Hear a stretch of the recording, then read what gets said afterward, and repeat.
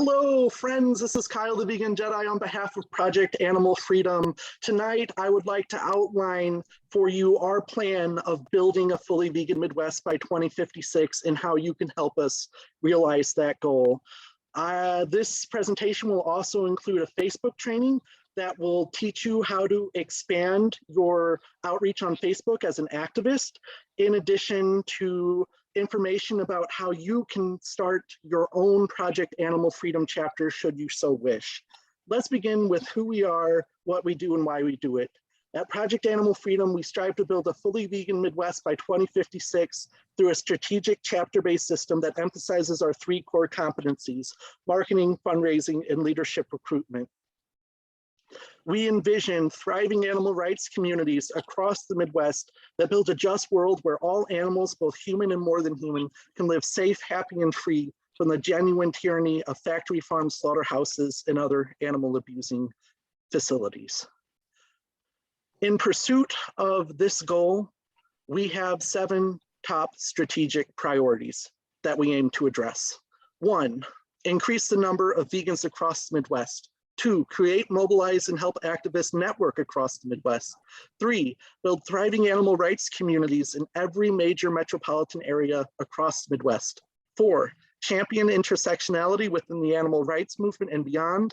5, address the rapidly worsening climate and ecological emergency facing all life on Earth. 6, inspire large-scale generosity to combat the trillion-dollar animal abuse industry. And 7, transform institutions through successful pressure campaigns.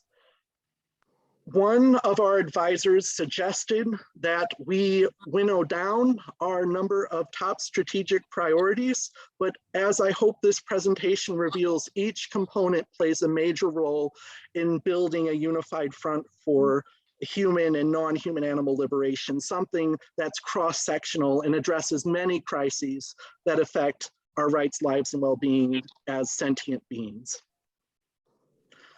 Now that I've given you a quick overview of who we are, what we do, and why we do it, I would like to share the how. How are we going to build a fully vegan Midwest by 2056? Here is our strategy. To increase the number of vegans across the Midwest, we want to A, organize more vegan outreach events, and B, provide outreach to Midwest-specific Facebook groups. The first route to increasing the number of vegans is obvious, but it's actually contingent on one of our other top strategic priorities, which is building thriving animal rights communities in every major Midwestern metropolitan area. Once we have these chapters in place, the chapter organizers can proceed to host events and reach more people, just like we did here in St. Louis with our Fish Free February demonstration last February. That's my younger brother Gabe holding a sign that indicates 2.74 trillion fish are murdered every year.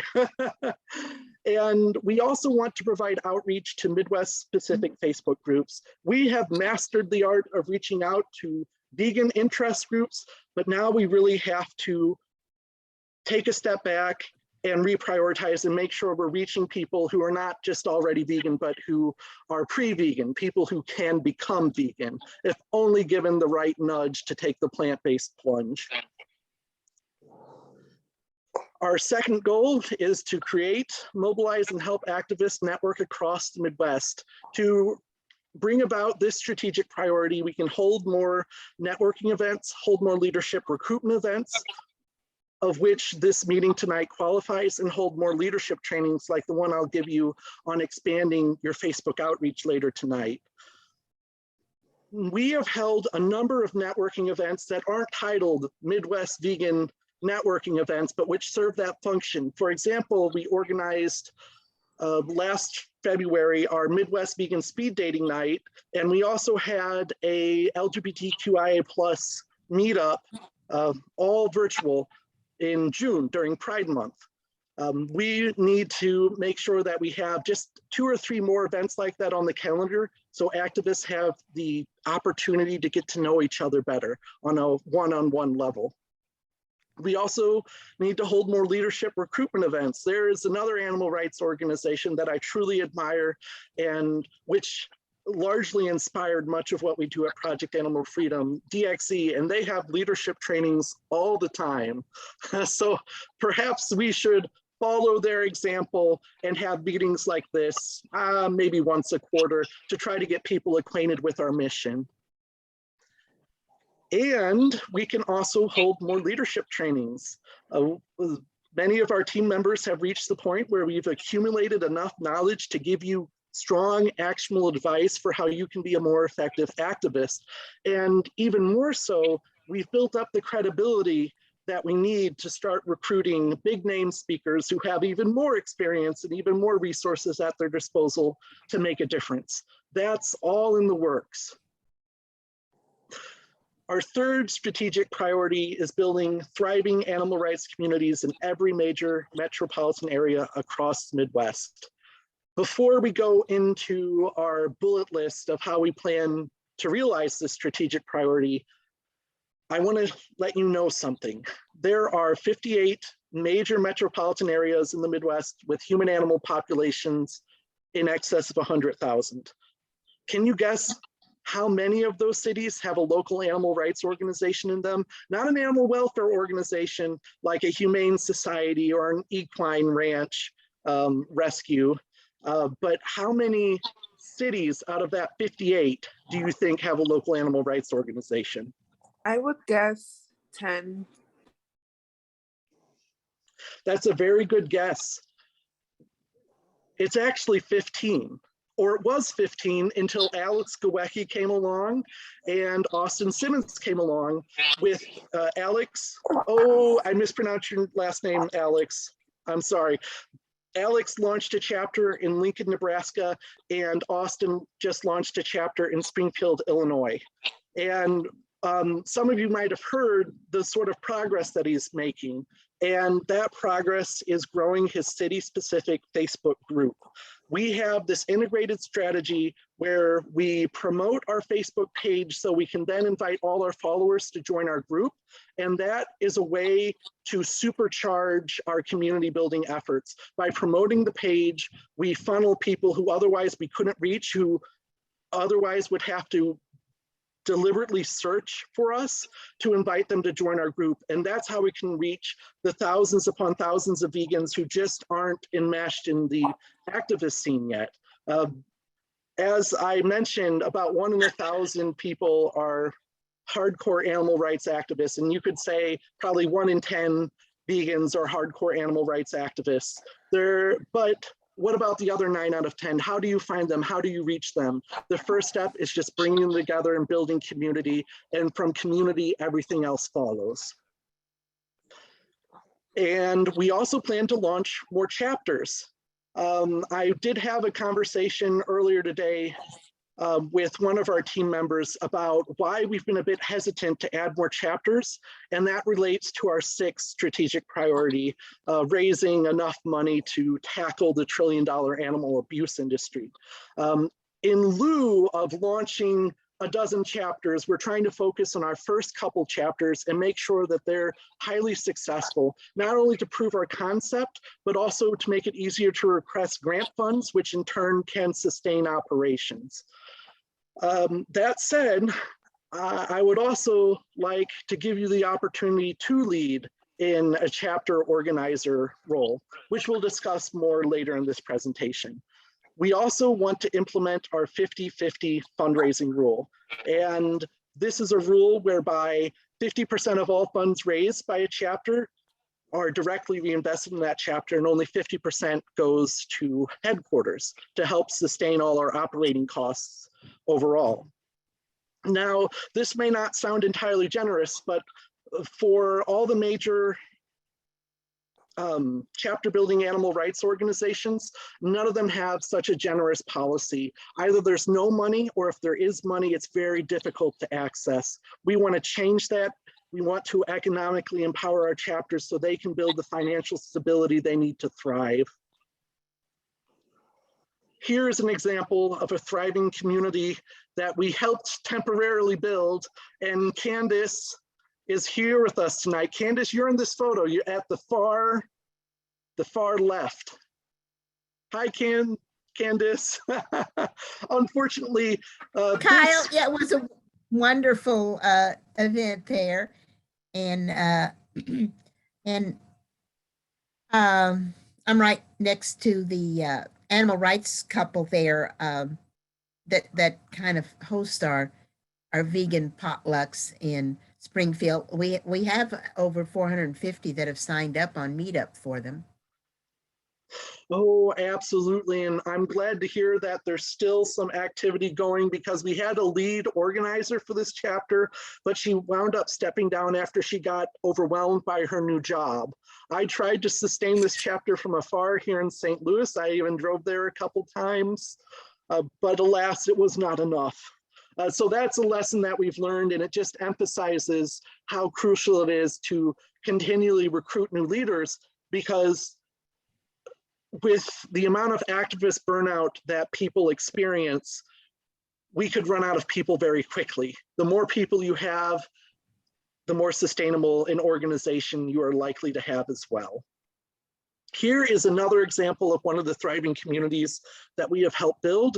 This is Alex with his Lincoln, Nebraska chapter at their first meetup. Alex, would you like to tell us just a little bit more about this event as well as this one? Sure. Basically we just stood outside of Whole Foods and held those signs. It's COVID-19 vigil combined sort of with a Thanksgiving theme, because not a lot of people were that interested in the COVID thing. So it was kind of a combined sort of thing. But yeah, it was a good turnout, and overall it was a positive experience. Yes, it certainly looks like it, and it was also a learning experience for our organization, because our worldwide COVID-19 vigil was well conceived. It was the most likely of any COVID-19 actions to actually garner media attention, but there just was almost no interest in it whatsoever, because people are either deathly afraid of COVID, don't believe in COVID, or are sick of hearing about COVID. Almost everyone falls into those three categories, and each category has a different reason for why they wouldn't be interested in such event. Fortunately, as I will reveal later in this presentation, we have another truly worldwide event that's going to make a huge impact in advancing our mission. We have learned. We also want to champion intersectionality within the animal rights movement and beyond. One of the ways we can do that is share more content from Black founded and Black run nonprofit organizations, as well as more content from Black and Indigenous people of color activists, BIPOC activists. We can also promote our plant-based pledge, which is an initiative to unite the struggle for human rights with the struggle for animal rights by asking other social justice advocacy organizations to embrace anti-speciesism as a meaningful component of their philosophy and practices.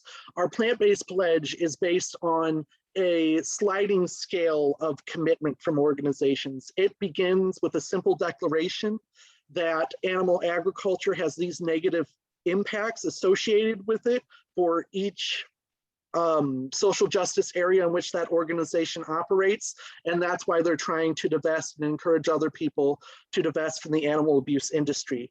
It also escalates to ensuring that you serve all and only plant-based food at your official functions to make sure, again, that you're divesting from the animal abuse industry and the profound social and environmental harm that it entails. And then it escalates to full-scale collaborations where we are working with and through each other to maximize our impact for animals. Let's say there's a health-based group that wants to address health disparities in a low-income neighborhood. We could partner with them and do a screening of any of a number of wonderful, compelling documentaries, from What the Health to The Invisible Vegan. These are all wonderful opportunities for us to explore, and it's a matter of being consistent as vegan animal rights activists and consistent as social justice advocates. You are not fully intersectional if you have yet to embrace anti-speciesism. Here is an example of a successful event that we held that was intersectional in nature, namely our Gay Vegan Expo, which Jeanette McDermott of Vegan Storyteller so kindly covered for us. At this event, we had Jane Velez Mitchell as a speaker. She is the renowned producer behind Jane Unchained, which is the leading animal rights news source in the world. And we also had Christopher Sebastian McJetters, who gave a presentation on animal rights. It was a truly fascinating presentation, and I hope to share it with everyone fairly soon. We also are organizing what we can bill as the world's first large-scale intersectional vegan-themed social justice festival, Freedom Fest. It is also an effort to help fuse together the cause for human liberation with the cause for animal liberation. They all contribute to one another, they all interact with each other, and they all need to be addressed simultaneously if we are to eliminate the structures of oppression that exist.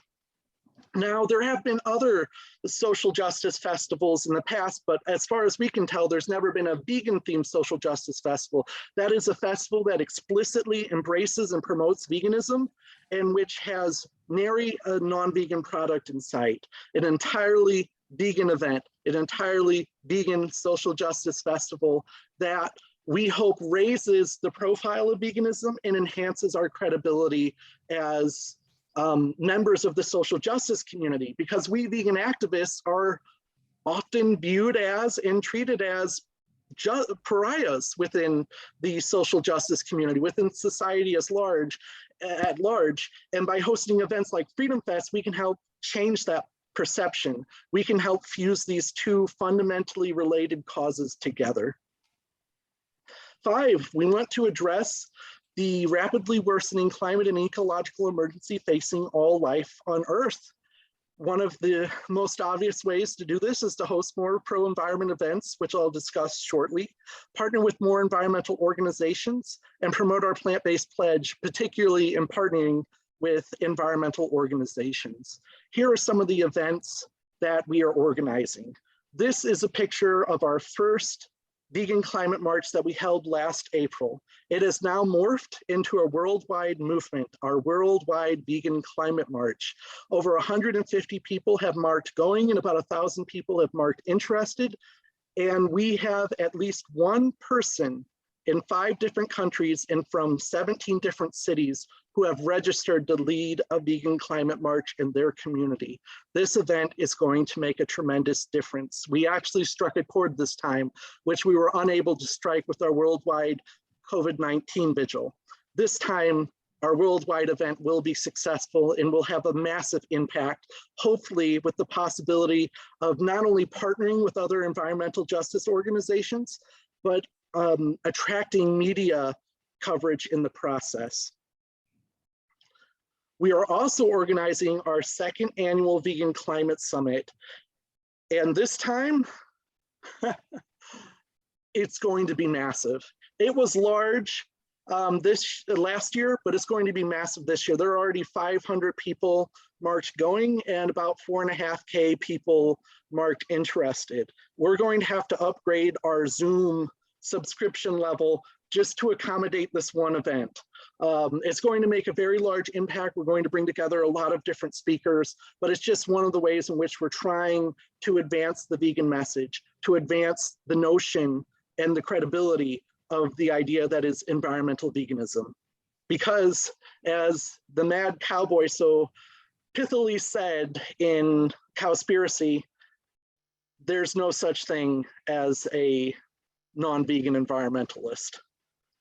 Now, that might sound reductionistic, but it still betrays a fundamental truth that the animal abuse industry is profoundly environmentally destructive, and it's inconsistent to not address the harm caused by animal agriculture head on. We also want to inspire large-scale generosity to combat the trillion-dollar animal abuse industry. And this takes the form of increasing our budget, securing additional grant funds, and increasing our number of donors, especially our recurring donors, people who donate $5, $10, $20 a month. This is absolutely crucial because the animal rights movement is critically underfunded, understaffed, and underdeveloped. And here is one graphic that helps put that into a clear picture. You can see the number of animals used and killed. The vast majority, 99.6% to be precise, of animals killed in the US are farmed animals. Only 0.03% of all the animals killed in our country are companion animals like cats and dogs. Yet the 0.03% get 66% of all the funding, this big giant green blob that you might be able to see under money donated to animal charities. Now, it's important that we advocate for all animals, but it does reveal a fundamental disparity between the amount of funding that we have to take on $1 trillion industry. In the US, the animal abuse industry is worth about $1.02 trillion. And we have just $1 for every $10,000 that, for every $1 that we have, the animal abuse industry has $10,000 with which to oppress animals and suppress activists, 1 to 10,000. We can also conceptualize this in another way. Based on the foregoing graphic, if you crunch the numbers, you'll find that for every dollar donated to an animal rights organization like PETA, the Humane League, Direct Action Everywhere, or even Project Animal Freedom, $82.5 are donated to a animal welfare organization like a humane society, a dog shelter, an equine rescue ranch. We have pocket change. We have 1.2% of all the money going to help animals, 1.2%. That's a very insignificant amount of money for a vast problem that involves trillions of animals, trillions of sentient beings. Another way to conceptualize this is that for every one animal killed at a shelter, 3,320 farmed animals are killed. That is the ratio. And that again helps underscore this profound disparity of— Kyle, can you say those numbers again, please? Oh, yes. Thank you, sir. For every dollar that is donated to an animal rights organization, $82.50 is donated to an animal welfare organization, which helps put into perspective just how little money we have. We control 1.2% of all the money, even though we're helping the 99.6+%, and really 100%, because we're against all animal exploitation, all animal cruelty, all violence to animals. Now, another way to phrase this is that for every animal that is killed at a shelter, 3,320 animals are killed at a slaughterhouse. Oh, Jesus. And finally— oh my God. Yeah, I hope your heart can handle that, Sarah, because that is some miserable news. Yes, Kyle, it can, because we're going to change that.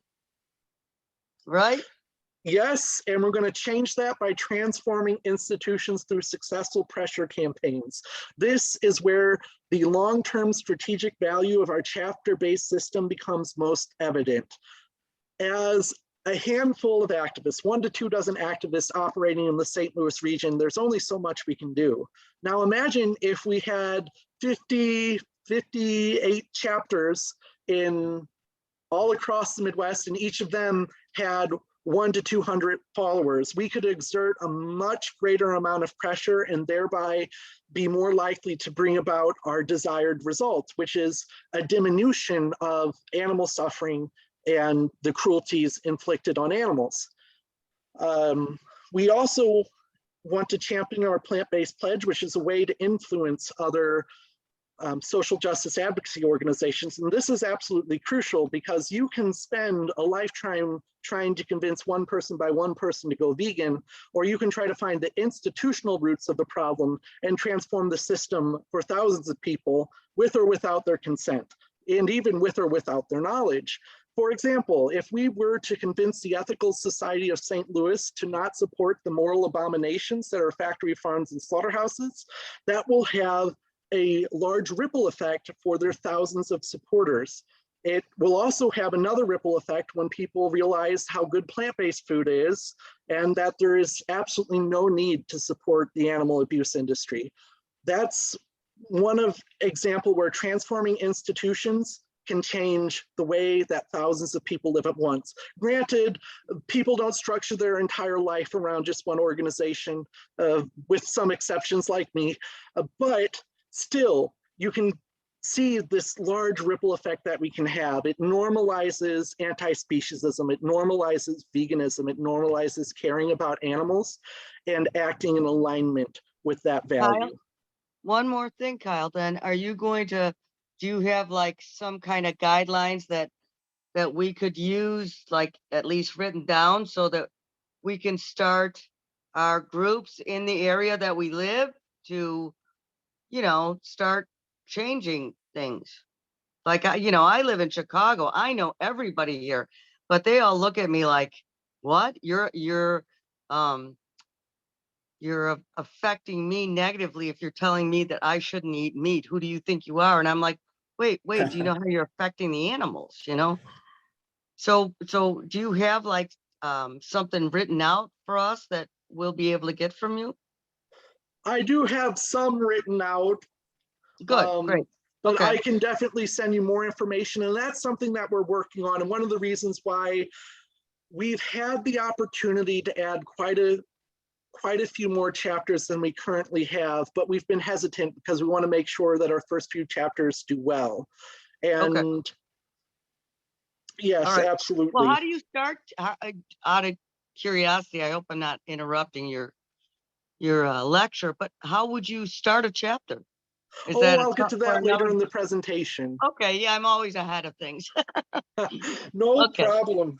Okay. Delving back into this webinar, we will also intensify our current campaigns, which for the time being are St. Louis centric, but which can be and should be expanded to other cities like Lincoln, Nebraska, and Evansville, Indiana, and Springfield, Illinois, including our St. Louis horse carriage ban, our St. Louis fur ban, and our Compassionate Cities campaign.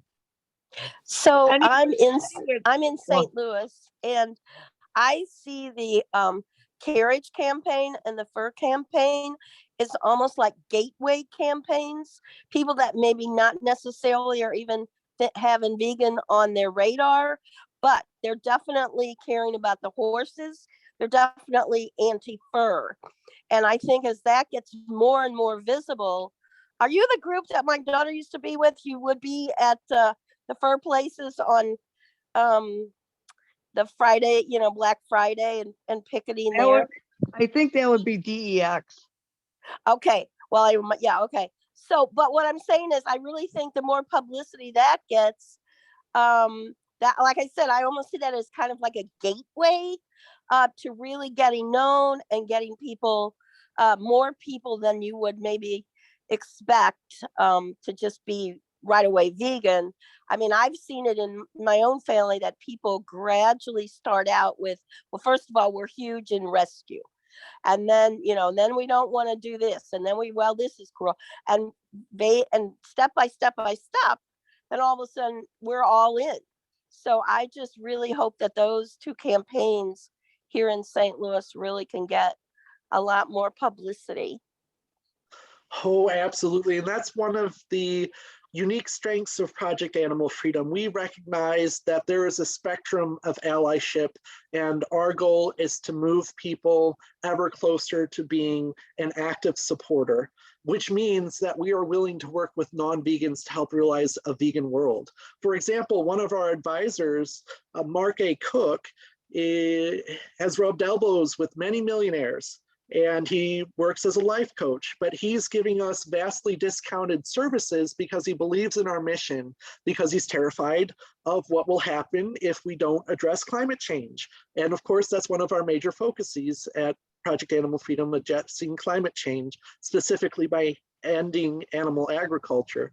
And I've also noticed at some of our events, like our fur campaigns and our carriage campaign events, that there are plenty of non-vegans who support anti-fur measures and pro-horse measures, which makes it all the more crucial that you just get out there and you raise awareness. So now I would like to give you a Facebook training, and I am a bit concerned to do this because it's giving away my magic formula for maximizing your Facebook impact in a way that might make you feel like I'm not a real friend to people.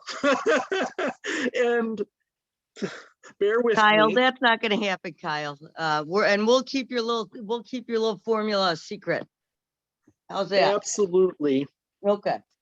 But yeah, I'm very pragmatic with sort of the people that I surround myself with, but I'm just trying to say it's not like I don't care about other people. And you'll see why. Okay, so this is the Facebook training. We want to build a Superseed account. And one of the best ways to build a Superseed account is through friends, is through outreach, and is through engagement, because you want to be a foe to the animal abuse industry, FOE. What does supersede account mean? A Superseed account, oh, yes, I skipped a slide, I should have explained. A Superseed account is an account that has an unusually large amount of influence on Facebook. And I'll go ahead and teach you a few of the ways to expand your Facebook outreach. Something that you can all do is go to a local plant-based group. In this case, I'm going to go to St. Louis Vegans, and there are some functions that you can make ample use of to try to generate a larger impact through your Facebook outreach. You go to the group, then you go to more, go to members. And if you scroll down, you'll notice this category, members with things in common. And you can just go in there and add 1 million friends. That's a great way to start growing your outreach, because the people who have a lot of mutual friends with you are not only more likely to accept your friend request, but they're more likely to be intensely interested in what you have to offer, more intensely interested in the causes for which you're advocating. This is a very simple trick, yet it surprises me how few people notice this. Another thing that you can do is go to a popular post in such a group and look at all the people who have liked a given post. And, oh, I've already sent a friend request. That's another way that you can start building your network on Facebook. I view Facebook as a networking platform. I have 5,000 friends from having applied the technique that I just showed you, and so much good has come of it. I've been able to reach a lot of people, recruit a lot of people to support our mission, and that you can have that power too. It just begins with befriending people and posting content that's relevant to them, and that's the next trick. You need to generate engaging content. You can also look inside a wide variety of groups to see if there's a post that's performing particularly well, that has a lot of likes, a lot of shares, a lot of comments, and then take that content and put it on your profile, and you can even share that content to other groups. And that's one of the major ways in which we get our message out as Project Animal Freedom. We're following a similar formula to the Vegan Justice League, which helps lobby in DC against animal ag. They have a very long detailed list, which I was able to obtain a copy of all the various vegan groups on Facebook, including very small ones with like 200 members. But nevertheless, they've cataloged it, and now we have this built-in audience that we can reach out to. And that built-in audience is why these branded communities are so valuable, because as you get more members, as more people become aware of your organization, the more good you can do, because you're just flooding the organization with more people, and more stuff tends to happen when you do that. Let me see if there's really anything else. You also want to engage with really anyone and everyone who comments on your post, because that gives you a boost for the algorithm. But that's really all I have to say about this training. Does anyone have any questions? Well, I've got like 4,000 friends, and I'm going to tell you 90% are vegan. 90% are rescuers. They work in the dog meat, cat meat trade. They bring the dogs and cats over here. Soy Foundation. They're the big dog cat meat in South Korea. So all these people are already involved with what we're doing. So you want us to get even tighter together, right? Is that what you're asking? Absolutely. Facebook is the premier platform for community organizing, and we need to harness its potential. It's really the only social media platform that makes creating and sharing events easy, that makes creating and sharing content easy, that has all these various built-in features like the Facebook page to Facebook group dynamic, whereby people who like the page you can then invite to join the group. And since you can boost the page, you can reach thousands of people who you would otherwise be unable to reach, and then get them more ingrained into the local animal rights movement, into the local vegan community.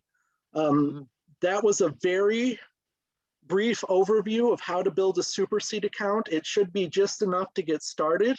I am not a social media expert, but I do know how to do some valuable things with Facebook, though of course I'm always learning.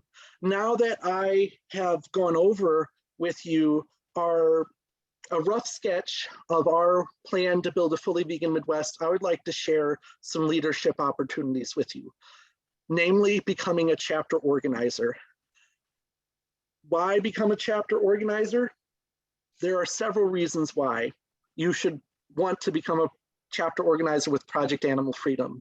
You will have access to seasoned activists who can provide advice, support, and guidance, helping you overcome any obstacles you encounter. You will have access to leaders, interns, and other volunteers who can assist your efforts in your community, making your job considerably easier than it would be as a standalone activist. You will have access to financial support and fundraising assistance, greatly expanding your ability to organize impactful events and reducing the stress and financial burden of paying for everything out of your own pocket. You will have 501c3 nonprofit status behind you, giving you more credibility and access to get discounts, more favorable treatment, and more overall opportunities as an organizer. And you will benefit from the momentum we have generated thus far, further streamlining the process of building a successful animal rights organization in your area and allowing you to see the impact of your efforts more quickly. It is extremely difficult to go it alone and found an organization by yourself. If you have a strong organization behind you that's providing support and guidance, you can get a lot further, a lot quicker. Take it from someone who spent 3 years building Project Animal Freedom into what it is today. It's been a full year of 60 to 80-hour work weeks to try to get this organization to take off the ground and just fly far into the heavens. It is a lot of work. We can streamline that process for you if you become a chapter organizer. Now, there are some criteria to becoming a chapter organizer. You need to be 18 years or older. You need to live within 50 miles of a major Midwestern metropolitan area. You need to commit at least 1 to 3 hours a week in volunteer service to the chapter, ideally 3 to 5 hours a week. You also need to be willing to fundraise on behalf of Project Animal Freedom, because one of the greatest deficits in the animal rights movement, again, is the lack of funding, and in particular, the lack of local funding. We can change that through inspiring activism. We can inspire people to give. And the surest way to not get any donations is to not ask. So you have to be willing occasionally, at least once or twice a year, to reach out to your supporters and ask, hey, $5 a month could really make a difference for our organization. Would you be willing to make this investment to help prop us up and keep us financially secure and able to realize our mission as effectively as possible? I think the temples here in Chicago would help, because knowing that Israel is the largest vegan country in the world now, what do you think of that? Going to the temples, the Jewish temples. That certainly falls under the realm of our Compassionate Cities campaign. And that's one campaign that people can undertake, reaching out to local religious organizations and screening documentaries like A Prayer for Compassion, or bringing in a spiritual leader who has embraced the vegan mission and then allowing them to give a talk to a congregation. That's something that chapters can work on. And that's also another one of our strengths. There is some top-down control. There are some core objectives that need to be met. But as to the exact campaigns that you take on, there's a lot of flexibility. For example, a requirement is you meet with me or another team member once every 2 weeks. But if you want to take on the horse carriage campaign, that's up to you.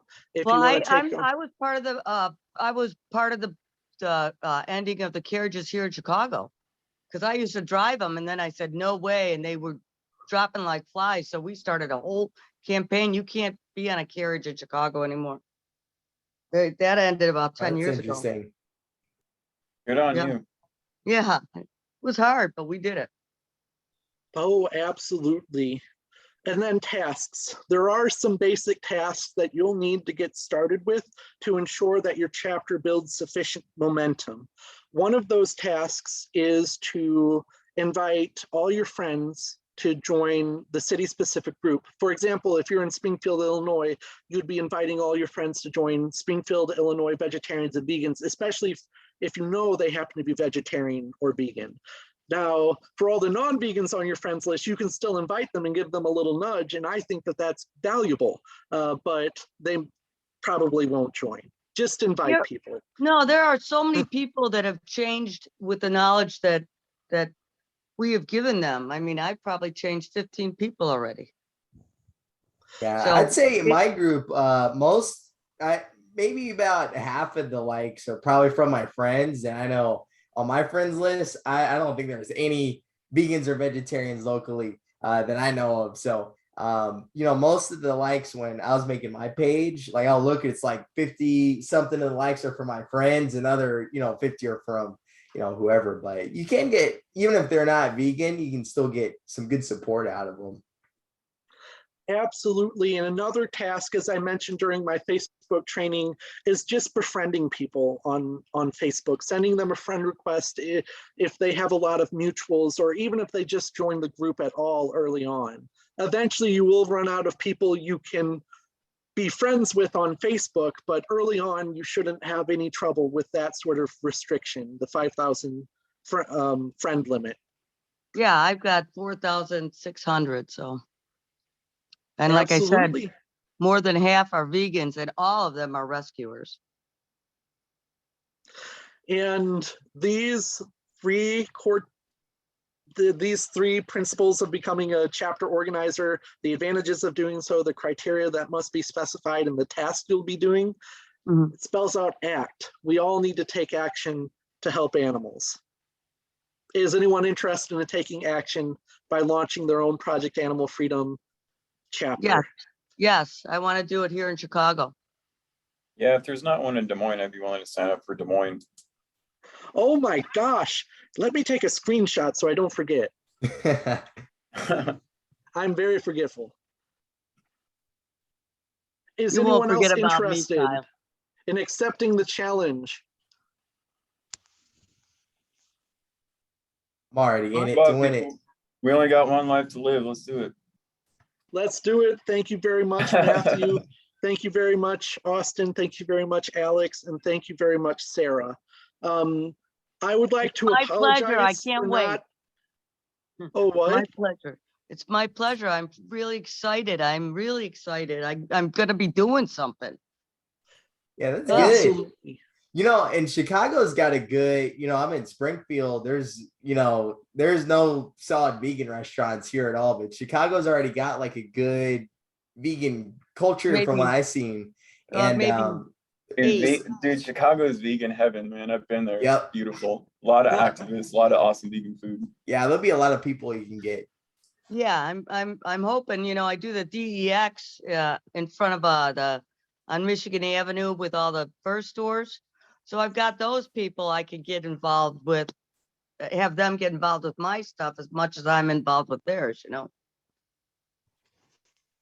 Absolutely. Well, Matthew, it sounds like we're going to launch a Des Moines chapter. And Des Moines, S is silent. oh, Des Moines, just like Illinois. It's not Illinois, it's Illinois. Matthew, are you ready?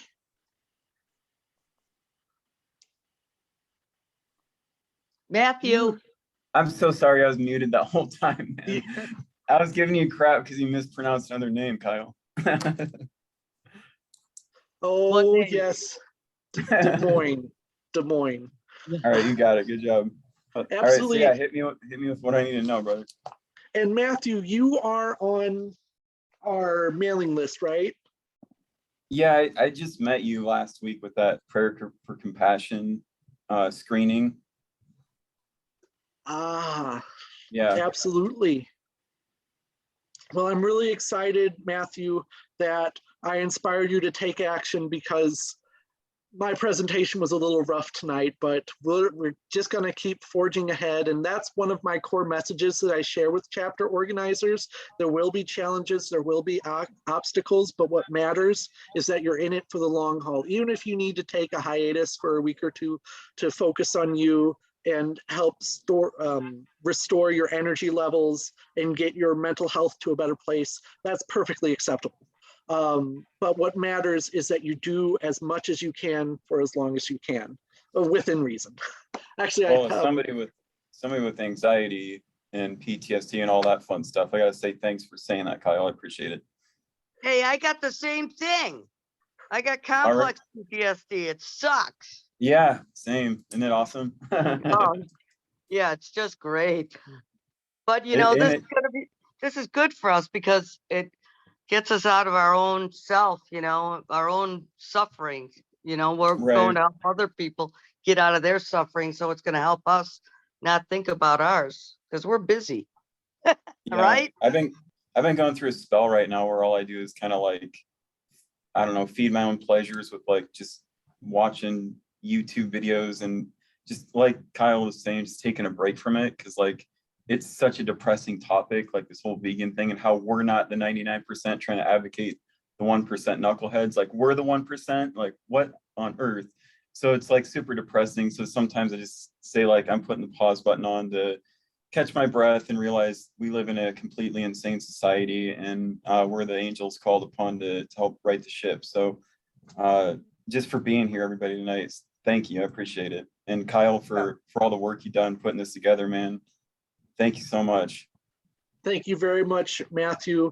I look forward to you being one of my favorite people, like Austin, Jeanette, Alex, and then a couple team members who unfortunately aren't here. But Artemisia, you're here too. Thank you, Artemisia. So wait, Kyle, does that mean no like on a problem, future anytime. Zoom meeting? Does that mean on a future Zoom meeting when you introduce me, you're gonna be like, oh my gosh, it's Matt, it's Matt. I want that recognition. I'm not in it for the animals. I'm in it for my awful. ego. I'm playing favorites, but I like people I No, I'm work just giving with. you a hard time, man. Oh my, but yeah, I'm sorry. See, I'm very good at embarrassing myself. I should just be locked away and to write grant No, that's applications till Kyle. the end of That's time. exactly Kyle. That's what's wrong with the world. That was actually a normal human reaction for you to have. I was just giving you a hard time. I like Matthew's one of my favorites already. I appreciate it, man. Matthew, you are hashtag popular. Enjoy it. Yes. Yeah, I was the nerd in high school, so that's a huge honor, man. The cool kid for once. Yes. Only took 20 years. Yeah. I have a question. With the pictures you've shown, I see a lot of sign holding and that's everything. I'm just curious, do you ever show at these other, I saw a picture of Whole Foods and all that, ever show any live slaughterhouse footage or actual farming? That's something that I did regularly prior to COVID-19. But since we've been trying to practice social distancing and decrease turnout across the board for really all events, we haven't done events like that recently. But if you want to organize with us, you are more than welcome to use that as one of your tactics in your activist tool belt to help reach people. Another form of outreach that I used to do extensively was VR. I would take people inside factory farms and slaughterhouses, allow them to look around and gaze at the death and the destruction and the grime. Unfortunately, we really haven't had the opportunity to do that for the better part of 2 years because of COVID-19. But that's definitely something that I would love for us to get back to doing. Kyle, what group is it that well, not with COVID now, used to have the tiger truck. Oh, that's my former nonprofit, and that's a long story, but I don't want to get into it. I'm just happy to Oh, see you all okay. here tonight. Oh, okay. Okay. Can I ask a Okay. question? Sorry. Hello? Absolutely, Polly. Okay, thank you. This is my first time ever, doing this, and I am an animal activist in other ways. I am not in the Midwest, although I'm from the Midwest and I have family in the Midwest, and I'm hoping that my brother will want to become an activist. But what can I do living in the Pacific Northwest? Is there any other groups that I could join that are affiliated with you in any way? I'd love to become a chapter organizer. If you know of any other places I can, do this, because I'm not, like I said, I'm not in the Midwest. Absolutely, and that is an excellent question. We have supporters from across the country and around the world. In fact, we have at least one person on our mailing list from 46 different US states and just over, more surprisingly, 50 countries. But I must say that we're trying to prioritize our efforts in the Midwest because that's where we can make the biggest impact. It's where we've built our network so far. That said, in the future, we will likely consider expanding elsewhere in the country because building a fully vegan Midwest probably means building a fully vegan country, a fully vegan US, which would take a mass action at the governmental level and had to have this sweeping impact, the abolition of animal agriculture in the US, or at least the most extreme forms of animal cruelty.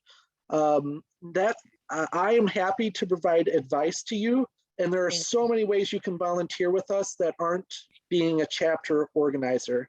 You can help out Matthew's chapter. You want to help me? I would love to. Hey, I'm all about that, man. Anything I can do. Matthew, I'd love to help you. I'd love it. The All right. person that helped me get started was she was from where was it? Turkey, right? I'm going blank on her name, but I think she's living in Turkey. The person that helped me, right? Oh, That's yes, great. she lives in Turkey, Jennifer. Yeah, Jennifer. So you're going to be a lot closer than Jennifer, and she helped get a lot of the initial people onto our page. So yeah, you can still do a lot. I'd Absolutely. love to help. Yeah, I would. And I say my family's in the Midwest. I'm from the Midwest, so I do come there. I could meet with you sometime, but I could do whatever I can from here. I was gonna say, what Absolutely. city are you in, Polly? Or like, not, I know you're from the I'm in Pacific Springfield, Northwest, but I was gonna say Springfield, like, Oregon. oh, I'm so sorry.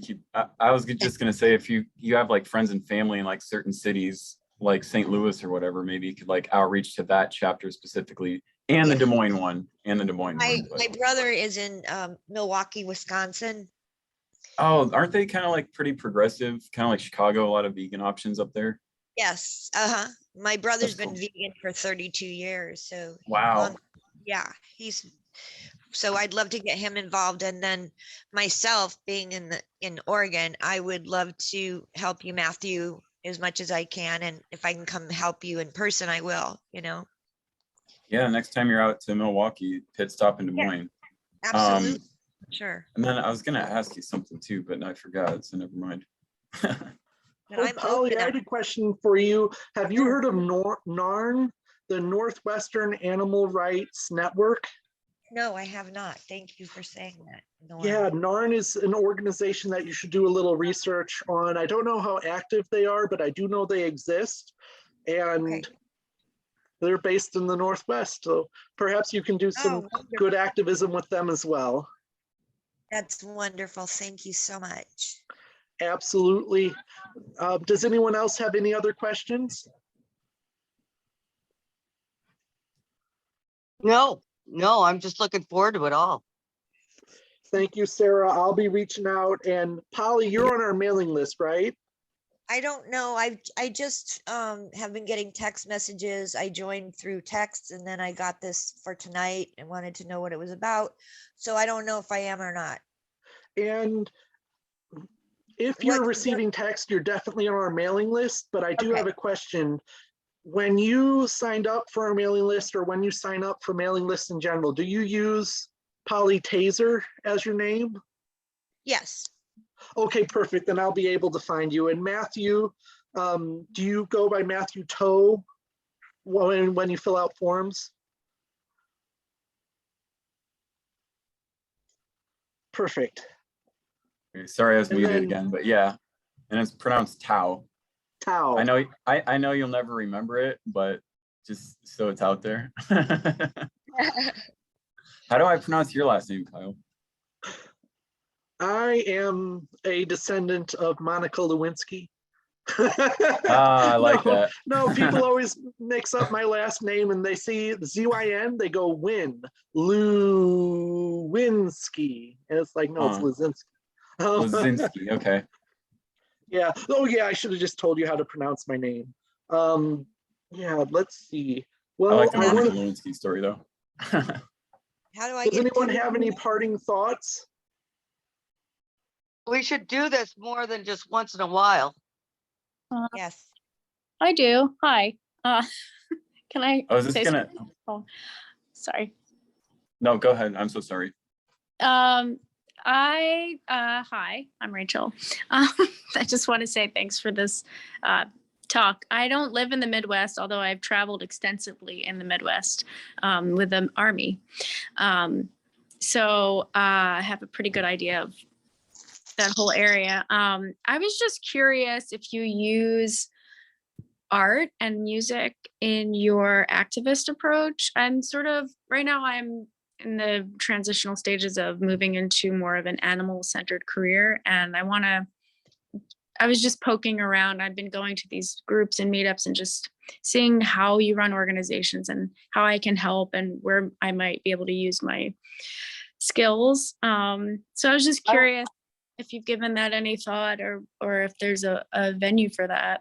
What kind of art are you doing? What kind of art are you thinking about? I went to art school and studied art history in Europe. So what kind of art are you thinking about? You like expressive art, signs, animals?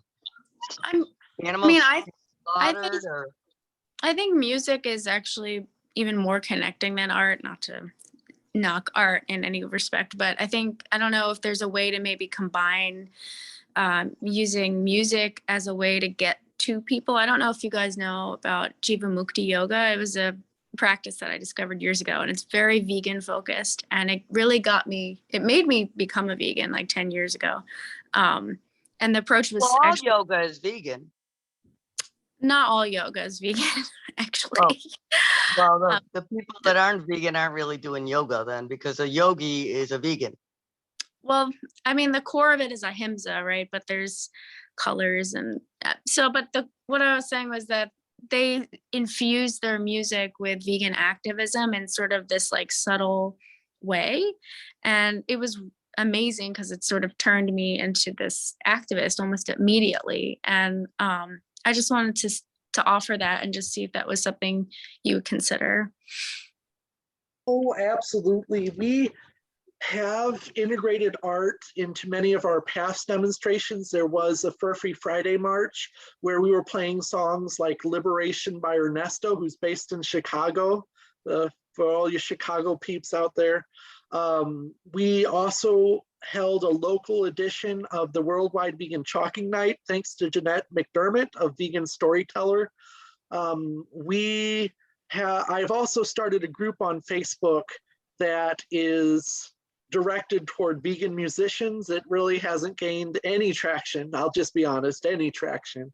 But something else, an idea that we bounced around prior to COVID-19 shutting everything down was a vegan art show. But alas, such events have been indefinitely postponed due to the resurgence of COVID-19. That's so awesome. I joined that group, both of those groups. And I could put it out to people I know I don't know. That's amazing. Yeah.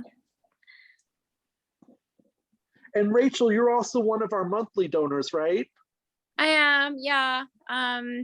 Yeah, I really like your whole thing there. I'm just like on the East Coast where there's a lot of stuff going on here. So it's great. Yeah. You know? Well, thank you, Rachel. Your support means a lot. And you are right. There's a lot of stuff going on over there, but not so much the Midwest. It, Again, 15 out of 58 cities, now 17 out of 58. It's still miserable. Oh, well, yeah, thank you for everything you're doing. It's really incredible. Absolutely. How do you make a living, Kyle? Do you get money from doing this? No, we don't have any paid team members. We have no salaried staff. We don't have any stipends. I make a little bit of money from the t-shirts that I sell, and the rest is government assistance. Oh, okay. Yeah, I that's got one that of the, too. I mean, I used to be president of student government, have 2 part-time jobs, and run a few different student organizations, and served as the vice president of a local nonprofit. I used to work extremely hard, but I've learned that it's much better to hyper-focus your efforts in one area, because you don't always want to be well-rounded. You want to be well lopsided. You want to get extremely good at one thing. If you can add other things into the mix, that's wonderful. But as long as you are exemplary at one thing, so much else follows. If you're good at marketing, if you're good at fundraising, if you're good at leadership recruitment, if you're really good at any of those can make a large impact. And so that's why I spend a lot of my time focusing on those areas rather than pursuing a more traditional job. My income is very marginal. I would love to one day be paid. And really, one of the purposes for the 50-50 fundraising rule is to get to a point where people can work part-time than full-time for an animal rights organization. Because as long as people have to do this out of the goodness of their heart, outside the 2 children that they take care of and the full-time job that they have, you're going to experience much higher levels of burnout. But if you can hire someone to work part-time 15, 20 hours a week, and then as funding increases, bump them up to 40 hours a week, a couple things happen. One, they can focus all their efforts on what is literally their job, and they can do an even better job of doing their job. Secondly, they're less likely to suffer from burnout because they're not trying to juggle as much. And thirdly, you replace a lot of other volunteers. Every volunteer's contributions matter, but if we have 20 volunteers doing an average of 2 hours of work a week, and we manage to hire someone full-time for 40 hours a week, just one person does the work of 20 other people, and they probably do a much better job because they can focus and really hone their skill set and their craft. So I want to see a lot of people have the opportunity to be a full-time activist and to get paid to do so. That's definitely something I want to see happen for us. So Yeah, is the group is a 501c3? what's Yes. that mean? Oh, it's an IRS classification for which type of nonprofit organization you are. 501c3 nonprofits are the most common nonprofits, and all donations made to 501c3 nonprofits are tax deductible. You mean like that? Your donations are tax deductible, you're saying? Yeah. Yes. And then could we also get tax off of the hours that we work for free? Unfortunately, you cannot count in-kind services as a donation, but you can only count gifts, monetary gifts, or in-kind donations. For example, let's say you want to donate a washer. Somebody, without realizing it, donated a washer and dryer to me, and I sold it for $300 to help fund us through December. Don't tell them that that's what I did with it. They didn't put any stipulations on how I would use it, so I didn't betray their confidence. They just might be surprised to find out that's what I did with what they thought I would probably be using myself. But yeah, if you want to make an in-kind donation, that's always a possibility. If you want to just make a cash donation, that's very helpful, especially because Well, It's- that ain't gonna be happening right now, Kyle. I'll be donating all my time, but I don't even have cash to pay my rent right now. I'm still waiting for those stupid stimuluses. I still didn't get them. oh my. I know, it's been 2 years. Wow, that's how you know the government loves you. Yeah, they're working, right? Yeah. Well, does All right, anyone is there, have? Kyle, is there a way you could give me a list of all the people that were here today? Um,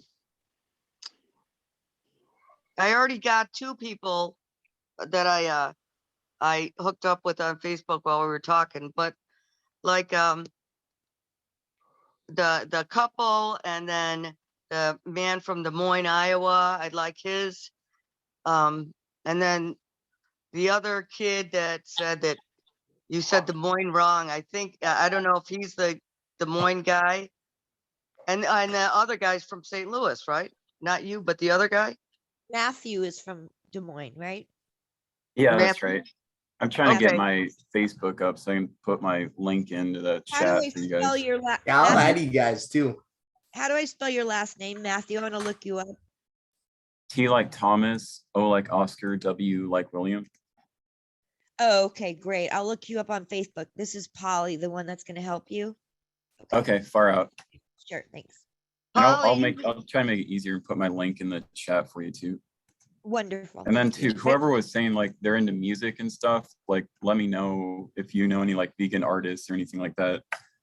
I know tons of, one of my best friend is a vegan musician. That's what he calls himself. And then I have other painters and ceramic people that do vegan art too. That's why I Okay. was curious about what kind of art she was thinking of. Hey, we're vegan artists too. Oh, and that's Rachel Rose Farber was the one who was talking about art and veganism. Okay. okay. Cool. Well, when can we meet up again, you guys? Oh, we have a member meeting on the first Monday of every month. Okay, so that's it, huh?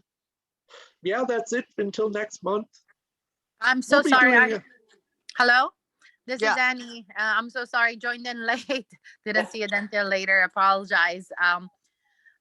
About music, I've written some songs. If somebody knows how to accompany with music, and also if I can get synopsis of what I missed out, I apologize. Oh, Annie, unfortunately, I did record this so I can go back and watch all the mistakes I made. But yeah, I am recording this meeting tonight, and Marvelous. I can send you the link. Perfect. And the person who wants the music, and I do some art as well, please let me let's connect if there is something if it's a project.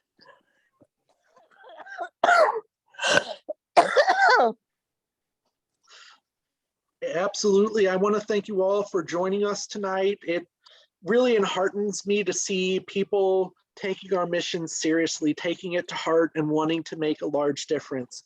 We have a very bold, ambitious goal of building a fully vegan Midwest by 2056, but that goal will be completely unfounded in reality if we don't have a mass movement of people behind us to realize it.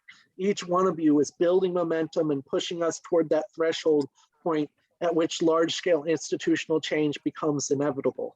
And I'm just so grateful that after 3 years of screaming into the void, people are starting to listen and take us seriously and get involved and make everything else possible. So thank you all for being part of a growing and thriving grassroots movement for animal rights across the Midwest. Thank you, Kyle. Thank you. Well, I've been doing it for 12 years, Kyle. I know you've been doing it since you were 7, but I believe that the world is changing for the better. I mean, there's full countries now that are vegan, and England is mostly vegan now. They say if you eat meat, you're disgusting in England, the UK, and then like I said, Israel, and then of course India. So we're doing it. We're making it, Kyle, and everybody that's involved. I'm really happy. Me too. And I want to say one more thing, Kyle, if you're open to it. I don't know if you've heard about Dr. Silas Rao, the climatehealers.org. His mission is the same, but to do it a little earlier than your setup date. It's by 2026 is what he has set up the date. I would love to maybe, if you'd like to, for you to check, I could put in the chat, but the climatehealers.org, and see, the mission and everything. It's about making this world a vegan world, and that was his pinky promise to his granddaughter, who cried when she found out by 2026 almost all wild animals will go extinct. And she had him to do pinky promise that he never knew what it was, and he says, I have to keep up my promise for my granddaughter and all the kids. So sounds like we're on the same page here. Oh, What do you think? absolutely.